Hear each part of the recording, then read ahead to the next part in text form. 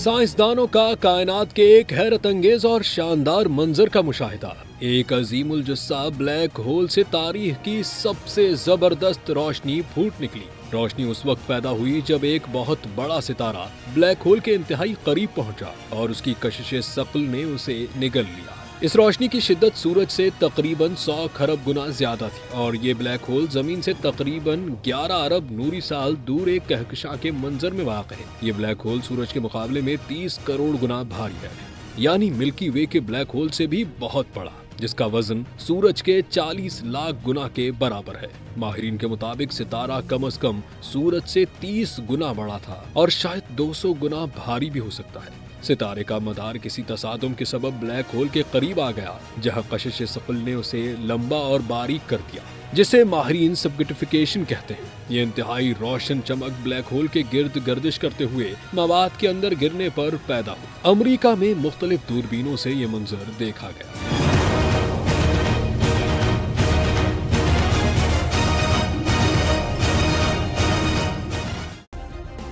Subscribe करें और bell दबाएं ताकि कोई खबर रह न जाए।